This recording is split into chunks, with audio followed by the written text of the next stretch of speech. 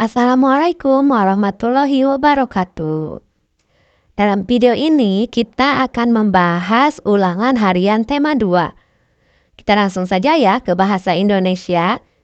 Nah, untuk mengisi soal nomor 1 dan 2, kita baca dulu paragraf ini ya. Perumusan naskah proklamasi dilakukan di ruang makan Rumah Laksana Maida. Muhammad Hatta dan Ahmad Subarjo menyumbangkan pemikiran secara lisan. Soekarno bertindak sebagai penulis rumusan konsep proklamasi. Proses perumusan naskah teks proklamasi kemerdekaan tersebut disaksikan oleh Mayosi, seorang kepercayaan Nasimura. Selain itu, ada 3 tokoh pemuda, yaitu Soekarni, Sudiro, dan BM Diah. Kalimat pertama dalam naskah teks proklamasi adalah sumbangan dari Ahmad Subarjo dari rumusan sidang BPUPKI.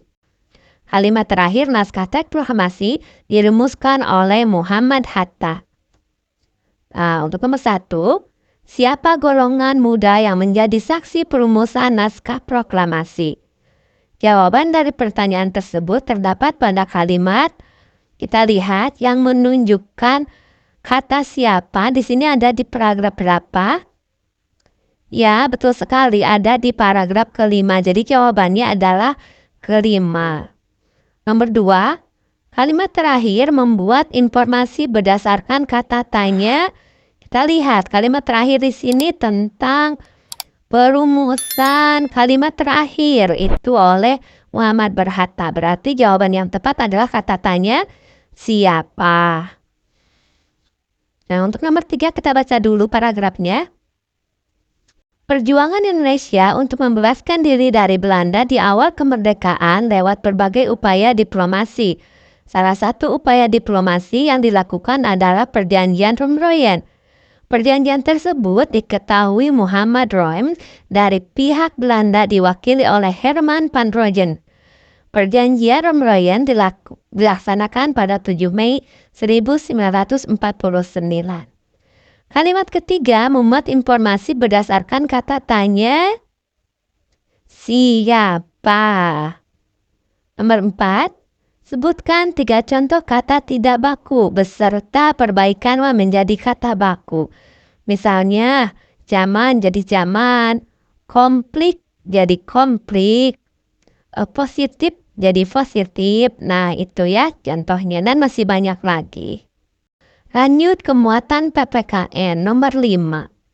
Para ketua adat berdiskusi dengan mahasiswa yang sedang berkunjung ke desa adat mereka. Kegiatan diskusi mereka merupakan salah satu cara untuk membina persatuan dan kesatuan, yaitu terbuka terhadap generasi sekarang. Nomor 6. Sikap yang menganggap suku Jawa lebih baik dari suku yang lain merupakan sikap merusak keutuhan. Sikap tersebut disebut dengan jawabannya etnosentrisme. Yang ke-7, penyatuan suatu bangsa menjadi satu kesatuan utuh disebut dengan integrasi nasional. Nomor 8, ini perhatikan, ini gambarnya adalah orang yang lagi membaca di depan umum ya. Jelaskan mengenai gambar tersebut. Nah, gambar ini menjelaskan pembacaan teks proklamasi kemerdekaan Indonesia oleh Insinyur Soekarno. Sekarang muatan IPA. Nomor 9. Kaktus memiliki daun yang berubah bentuk menjadi duri. Bertujuan untuk jawabannya mengurangi penguapan. Nomor 10. Tumbuhan yang menguburkan daunnya pada saat musim kemarau adalah jawabannya mahoni. Nomor 11. Paru berbentuk seperti sudu yang dimiliki bebek. Berfungsi untuk memudahkan mencari makanan di area. Jawabannya adalah lumpur. Nomor 12. Apa yang bisa dimanfaatkan dari ulat sutra? Nah, yang bisa dimanfaatkan dari ulat sutra yaitu diambil kepompongnya untuk menghasilkan serat sutra untuk bahan kain dan sebagainya. Selanjutnya muatan IPS. Nomor 13. Arti proklamasi kemerdekaan bagi bangsa Indonesia yaitu bebas dari penjajahan. Nomor 14.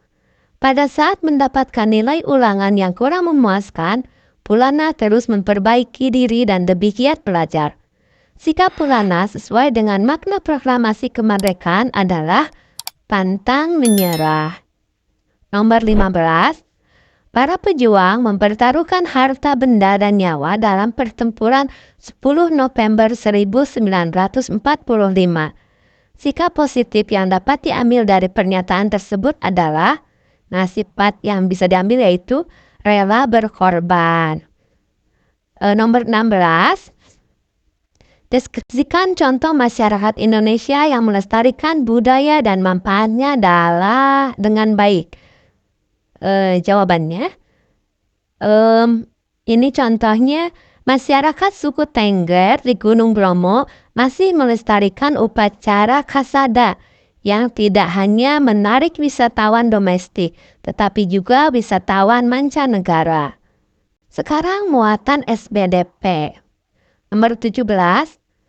Ayu dan Sri menampilkan tari kreasi secara berpasangan. Ayu dan Sri menampilkan tari. Nah, karena Ayu ini perempuan dan Sri ini perempuan, jadi Ayu dan Sri menampilkan tari berpasangan sejenis.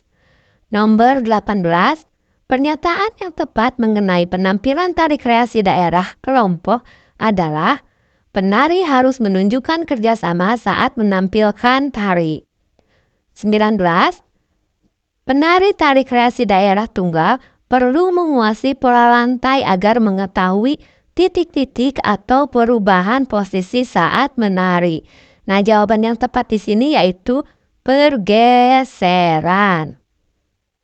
Yang terakhir nomor 20. Apa saja unsur yang perlu diperhatikan penari saat menampilkan tari kreasi daerah berpasangan? Nah, unsur yang perlu diperhatikan penari saat tampil yaitu yang pertama, kedua penari dapat bekerja sama dengan baik. Yang kedua, memiliki pemahaman yang sama mengenai karya tari. Yang ketiga, dapat menghayati setiap gerakan yang diperagakan. Nah, itulah pembahasan dari tema 2. Tetap semangat untuk belajar. Wassalamualaikum warahmatullahi wabarakatuh.